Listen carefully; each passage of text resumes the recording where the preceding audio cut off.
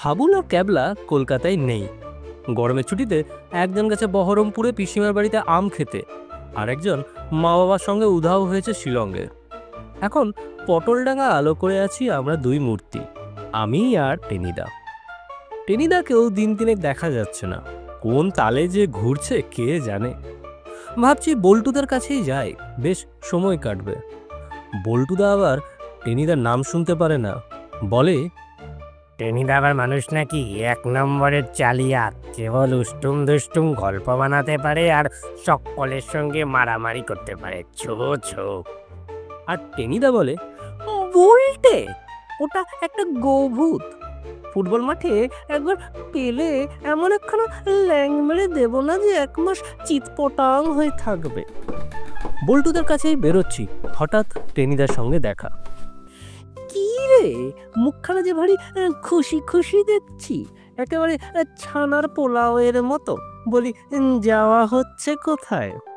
প্রায় বলেই ফেলেছিলুম বল্টুদের বাড়ি, কিন্তু সঙ্গে সঙ্গে সামলে নিলুম, তাহলে আর দেখতে হতো না। হঠাৎ করে একটা রামগাডটা পড়তো মাথার উপরে। বললুম, এই মানে একটু হাওয়া খেতে যাচ্ছিলাম। দূর দূর, হাওয়া আবার খাই কে? হাওয়া খাওয়ার কোনো মানে হয় নাকি? হাওয়া খেয়ে পেট ভরে? চপ, কাটলেট, পুডিং এইসব খাবি? শুনে আমার রোমাঞ্চ হলো। বললুম, কেন খাবো না, আলবাত খাবো, পেলেই খেতে থাকবো। কে খাওয়াবে, তুমি? টেনিদা আমার পিঠে ধাঁই করে একটা চর মারল। বদনাম দিস নে পেলা, বলে দিচ্ছি সে কথা। বদনাম মানে?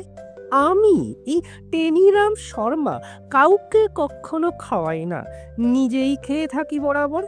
এই হচ্ছে আমার নীতি, মানে প্রিন্সিপাল। তোকে খাওয়াতে গিয়ে প্রিন্সিপাল নষ্ট করব? তুই তো দেখছি একটা নিরেট কুরুবক। আমার বুক ভরা আশা ধূপ করে নিভে গেল। শুকনো মুখে বললুম, তবে কে খাওয়াবে? কার গরজ পড়েছে আমাকে চপ, কাটলেট, পুডিং খাওয়াবে? আছে আছে, লোক আছে, সব খাবার সাজিয়েই বসে আছে, কেবল খেতে পারলেই হয়। দোকানে? আমি বেজার হয়ে বললুম, খাওয়া দাওয়ার ব্যাপারে কথা নিয়ে ঠাট্টা করো না টেনিদা, এসব খুব সিরিয়াস ব্যাপার, মনে ভীষণ ব্যথা লাগে। তোর মগজে কিচ্ছু নেই, সির্ফ ঝিঙে চচ্চড়িতেই ভর্তি। দোকান টোকান নয়, একদম ফ্রি। তুই গেলেই টেবিল সাজিয়ে খেতে দেবে, কিন্তু খেতে পারবি না। শুনে কেমন তালগোল পাকিয়ে গেল। টেবিল সাজিয়ে খেতে দেবে, অথচ খেতে পারবো না? পচা টোজা বুঝি, নাকি কেষ্টনগরে মাটির তৈরি? আসল, অরিজিনাল, একদম ফ্রেশ। খেতে দেবে, অথচ খেতে পারবি না। উল্টে চোখ কপালে তুলে মরতে মরতে ফিরে আসবি। এই যে দেখছি রহস্যের খাসমহল তৈরি হয়েছে। চপ, কাটলেট, পুডিং নিয়ে এসব ধ্যাসটামো আমার ভালো লাগে না। আমি রেগে বললুম, সব বানিয়ে যা তা বলছো, আমি চললুম। আহা, চটে যাচ্ছিস কেন? টেনিদা বললে, আমি তো তোকে নেমন্তন্ন করতেই আসছিলুম, সেই সঙ্গে বলতে আসছিলুম খেতে দেবে, অথচ খেতে পারবি না। মাঝখান থেকে প্রাণটা নিয়ে টানাটানি। খেতে দিয়ে বুঝি লাঠি পেটা করে? আর দুধ, খুব মিষ্টি মিষ্টি হাসি গল্প করে, আর সেই গল্পই মারাত্মক। কিছু বুঝতে পারছি না, মিটমিট করে হেসে টেনিদা বলা, তাহলে সবটা খুলে বলি তোকে, আয় বসা যাক একটু। দুজনে মিলে বসে পড়লুম চ্যাটার্জিদের রোয়াকে। টেনিদা বললে, ব্রহ্ম বিকাশ বাবুকে জানিস? বললুম, না, অমন বিটকেল নামের কাউকে আমি চিনি না, চিনতে চাইও না। তিনি খাওয়াতে চান? খাওয়াতে চান তো খেতে দেন না কেন? তার মানে কি? মানে ওইটাই ওর রসিকতা। হ্যাঁ, বলছি, বেশ মন দিয়ে শুনে যা। বুঝলি, ব্রহ্ম বিকাশ বাবুকে আমিও চিনতুম না। একদিন শ্রদ্ধানন্দ পার্কের সামনে নিজেই যেচে আলাপ করলেন আমার সঙ্গে। বললেন, তুমি বুঝি পটলডাঙ্গা টেনিদা? বেশ বেশ, বড় আনন্দ হলো। অনেক নাম শুনেছি তোমার, আর তোমার বন্ধু প্যারারামের লেখা 2-একটা গল্পও পড়েছি। তাই শোনো, আজ বিকেলে অখিল মিস্ত্রির লেনে আমার বাড়িতে একসঙ্গে চাটা খাওয়া হবে। বুঝলি, সে হলো গত বছর পুজোর সময়। তোরা কেউ কলকাতায় নেই তখন, থাকলে তো দল শুদ্ধই নিয়ে যেতুম, কিন্তু গিয়ে বুঝলুম তোদের নিয়ে গেলে একটা কেলেঙ্কারি হয়ে যেত। অখিল মিস্ত্রির লেনে বেশ বড় বাড়ি, পাটনা ঝোলাগুড়ের কিসের জন্য ব্যবসা করে অনেক টাকা জমিয়েছেন ব্রহ্মবিকাশ বাবু। বিয়ে থা করেননি, একাই থাকেন, খুব ছিমছাম দারুণ পরিপাটি। বাড়িতে থাকবার মধ্যে একজন আধবুড়ো চাকর। দরজার বেল টিপতেই সে এসে খুব খাতির করে নিয়ে গেল একেবারে ডাইনিং হলে। সে একেবারে এলাহি কাণ্ড বুঝলি, পট ভর্তি চপ কাটলেট সিঙ্গারা, প্লেটে বোমার তালের মতো ইয়া এক পুডিং, কিসব দামি দামি কাপ প্লেটে। স্যার কি বলবো তোকে, একটা চেয়ারে জাকিয়েই বসেছিলেন ব্রহ্মবিকাশ বাবু। আমাকে দেখেই চিনি মাখা হাসি হেসে বললেন, এসো, তোমার জন্যই বসে আছি। খাবারের আয়োজন দেখেই তো আমার 1 বছরের খিদে একসঙ্গেই পেয়ে গেল। বলুন, কি সৌভাগ্য। বলি, প্লেটে গোটা 2 কাটলেট একসঙ্গে তুলে নিলুম। ব্রহ্মবিকাশ আর চোখে একবার চেয়ে দেখলেন, তারপর মুচকি হেসে বললেন, এসো টেনিরাম, একটু মজা করেই খাওয়া যাক। শুনেছি তুমি খুব খেতে পারো, আমিও খাইয়ে লোক। কম্পিটিশন হোক, দেখা যাক কে কত তাড়াতাড়ি খেতে পারে। জানিস তো, এইরকম কম্পিটিশনে আমি সর্বদাই রেডি। নিজের খাবার তো চোখের নিমেষে ফিনিশ করে কিভাবে তোদের প্লেটগুলো টেনে নিই, সে তো হাড়ে হাড়েই টের পাস তোরা। বলুম, সে তো খুব আনন্দেরই কথা। মনে মনে ভাবলুম, দাঁড়ান মশাই, আজ ব্রহ্ম খাওয়া দেখিয়ে দেব আপনাকে। কিন্তু টেনিদা থামলো। আমি আকুল হয়ে বললুম, কিন্তু কি? দাঁড়া না ঘোড়ার ডিম। মুখটাকে আলু ভাজা মতো করে টেনিদা বললে, মনের দুঃখটা একটু সামলে নিতে দে। বুঝলি, কিছু খেতে কিন্তু পারলুম না, একখানা মোক্ষম বিষম খাওয়া ছাড়া। আর আমি যখন কপালে চোখ তুলে ত্রিভুবন দেখছি, তখন সব খাবারগুলো ব্রহ্মবিকাশবাবু পরিপাটি করে খেয়ে ফেললেন। কিরকম? আরে সেটাই তো প্যাচ। এক কামড়ে যেই আধখানা কাটলেট মুখে পুড়েছি, ব্রহ্মবিকাশ বললেন, ওরে টেনিরাম, একটা মজার ব্যাপার শোনো। এক ভদ্রলোকের না পকেটে একটা মস্ত ছুঁচো নিয়ে বাসে উঠেছেন। যেই পকেট মাসে পকেটে হাত ঢুকিয়েছে, অমনি ছুঁচোটা ক্রিচ বলে দিয়েছে তার আঙুল কামড়ে। বুঝলি, সে তো একটা বাজে মিথ্যে কথা। কেউ কি ছুঁচো পকেটে নিয়ে বাসে ওঠে? ছুঁচো কি মানি ব্যাগ, না রুমাল, কিংবা চাবির রিং? কিন্তু এমন বিটকেল ভঙ্গিতে কথাটা বললেন যে শুনে আমার বেদম হাসি পেয়ে গেল। সেই হাসির চোটে আধখানা কাটলেট গলায় গিয়ে আটকালো। দম আটকে যায় আর কি। চাকরটা বোধহয় জল হাতে রেডি ছিল। মাথায় থাবড়ে থাবড়ে জল দিতে যখন আমি খানিকটা সুস্থ হলুম, তখন বুঝলি প্রায় সব ফিনিশ। কেবল আমার পাতের সেই আধখানা কাটলেট পড়ে গেছে। গোটাটাই উনি তুলে মেরে দিয়েছেন।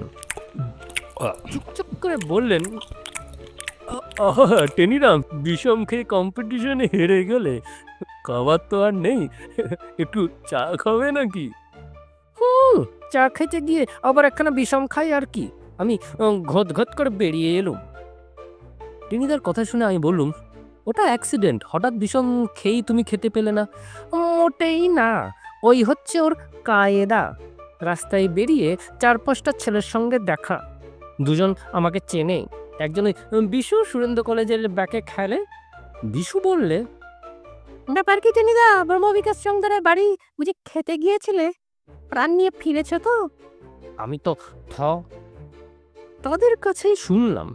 এ হলো ব্রহ্মবিকাশ বাবুর এক মজার খেলা। লোককে খেতে বলেন, আর খাবার শুরু করলেই বিচ্ছিরি ভঙ্গিতে একটা উদ্ভট কথা বলে দেন। সে তক্ষুনি বিষম খায়, প্রাণ নিয়ে টানাটানি পড়ে, আর সেই ফাঁকে ব্রহ্মবিকাশ সব সাফ করে দেন। এই সেই কথামালার শেয়াল আর সারসের গল্পের মতো, বুঝেছিস? আমি শুনে বললুম, কেউ যদি না হাসে, রামগরুর হয়। রামগরুর কেউ হাসিয়ে দেবেন, এমনই ওর বলার কায়দা।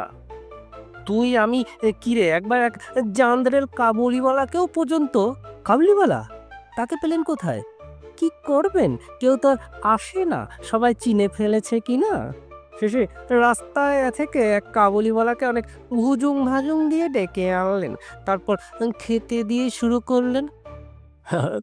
समझा है आगा साहब, एक आदमी को बहुत लंबे दाढ़ी था, वही दाढ़ी में एक जीन तो घुस गया।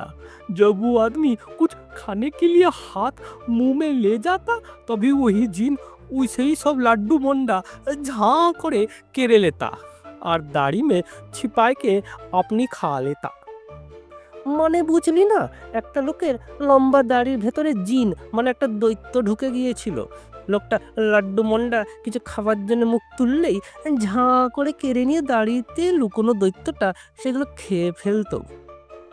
যেই বলা কাবুলিওয়ালা আয়েশা বিষম খেলো যে 3 দিন হাসপাতালে, তারপর সেই যে দেশে চলে গেল আর তার পাত্তা নেই।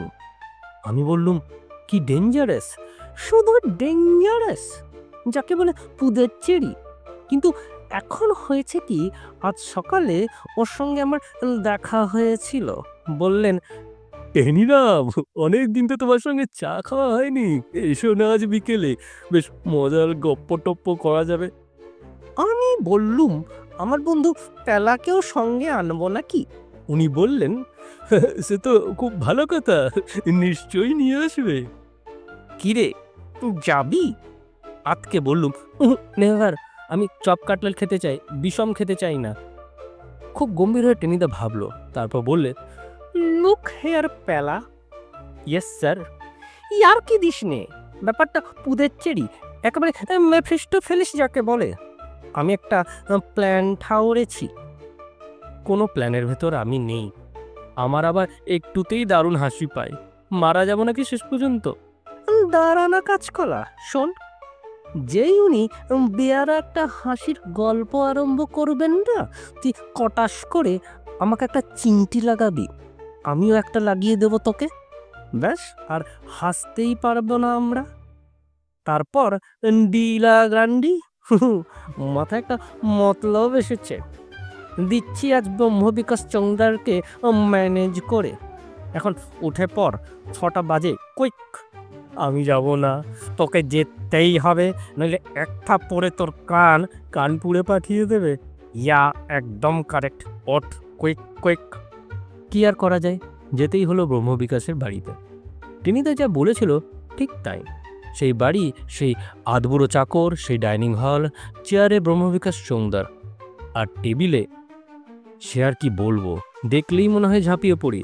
কিন্তু হাসি হাসি মুখে ব্রহ্মবিকাশ তাকিয়ে আছেন। তিনি সবাইকে খেতে ডাকবেন, অথচ কাউকে খেতে দেবেন না। এরকম যাচ্ছে তাই লোক যে সংসারে থাকতে পারে আমি জানতুম না। ব্রহ্মবিকাশ মুচকে মুচকে হাসছিলেন, আর রাগে আমার গা জ্বলে যাচ্ছিল। বললেন, তুমি বুঝি পেলারাম, শিঙি মাছ দিয়ে পটলের ঝোল খেতে তুমি খুব ভালোবাসো? বললুম, সে আগে খেতুম ছেলেবেলায়, এখন কালিয়া কাবাব কোরমা খেয়ে থাকি। ভালো ভালো, আরে মানুষ তো খাওয়ার জন্যই বেঁচে থাকে। এসো লেগে যাও, কম্পিটিশন হোক, দেখা যাক কে আগে খেতে পারে। টেনিদা আমার গা টিপলে। তারপরে যা হলো সংক্ষেপে বলি। একটা গরম গরম ফুলকপি সিঙ্গারায় সবে কামড় বসিয়েছি, হঠাৎ ব্রহ্মবিকাশ বললেন, একটা কাণ্ড হয়েছে শোনো। এক লোকের খুব নাক ডাকতো, তার ঘরে চোর ঢুকেছে, আর তখন একটা গুবড়ে পোকা বউ করে উড়ে বসেছে লোকটার নাকে। তার নাক ডাকার ধাক্কায় গুবড়ে পোকাটা বুলেটের মতন ঠিকরে গিয়ে ঠকাস করে চোরটার কপালে। বলার কায়দা এমনই যে তখনই সে আমার অপঘাত ঘটে যেত, কিন্তু সঙ্গে সঙ্গে আমার হাঁটুতে টেনিদা এক রাম চিমটি, আর আমিও টেনিদার পিঠে আর এক মক্ষম চিমটি দিয়ে দিলুম। দুজনেই একসঙ্গে চ্যাঁ করে উঠল। ব্রহ্মবিকাশ কেমন বোকা বনে গেল। তখনই থেমে গেল গল্পটা। কি হলো তোমাদের?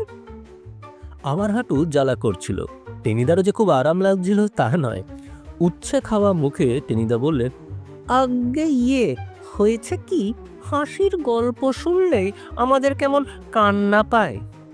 পায় বই কি, শিবরামের গপ্প পড়তে গেলেই তো পেলার দাঁত কপাটি লাগে।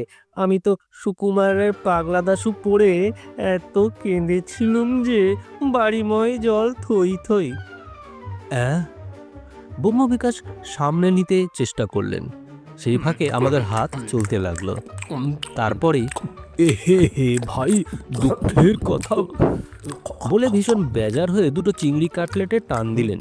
টেনিদা আবার একটা তার হাত থেকে প্রায় কেড়েই আনলো। ব্রহ্ম বিকাশ বোধহয় আর একটা কিছু ঠাওরাতে যাচ্ছিলেন। হঠাৎ টেনিদা বললে, ব্রহ্ম বিকাশ বাবু। প্রাণপণে কাটলেট চিবুতে চিবুতে ব্রহ্ম বিকাশ বলেন, আপনি তো হাসির গল্প জানেন, আমি খুব ভালো ম্যাজিক জানি। এই যে দুটো জলের গেলাস দেখছেন, দুধ থেকেই এই গেলাসের জল এর রং আমি বদলে দেব। কখনো লাল হয়ে যাবে, কখনো নীল, কখনো হলদে, কখনো বেগুনি, কখনো সবুজ, শুধু মন্তর পড়ে। শুনে ব্রহ্ম বিকাশের জীবনই থেমে গেল। তাও কি হয় নাকি? পিসি সরকার হলে নাকি? পিসি সরকার, তিনি তো আমার কাছে এটা শেখবার জন্য ঝুলোঝুলি, আমি শেখাইনি। দেখতে চান ম্যাজিকটা? নিন, হাত পাতুন, না না, উল্টো করে দু হাতের পাতা মেলে দিন টেবিলের ওপরে। ইয়া, কারেক্ট। ব্রহ্ম বিকাশ কিছু না বুঝে হাতের পাতা উবুর করে টেবিলে মেলে দিয়েছিলেন। তিনি জানলেন না যে কি হারাইতেছেন, এবং পত্রপাঠ টেনিদা দুটো জল ভর্তি গ্লাস তার দু হাতে চেটোয় বসিয়ে দিলে। ধরে থাকুন, ধরে থাকুন, ধৈর্য ধরে বসে থাকুন। আস্তে আস্তে জল নীল হবে, লাল হবে, হলদে হবে, বেগুনি হবে। পেলা, কুইক কুইক। আর বলবার অপেক্ষা রাখে? আমি তখন কুইক নয়, কুইকেস্ট। আর টেনিদা চালাচ্ছে একেবারে জেট প্লেনের স্পিডে। ব্রহ্ম বিকাশ হাহাকার করে উঠলেন, আরে আরে আরে আরে আরে আরে নয়, চুপ করে বসে থাকুন। এসব ম্যাজিকে একটু সময় লাগে স্যার। অনেক হাসির গল্প শুনিয়েছেন, আজ একটু ম্যাজিক দেখুন। হাত নাড়তে চেষ্টা করলে আপনার দামি গ্লাসেরই 12টা বাজবে।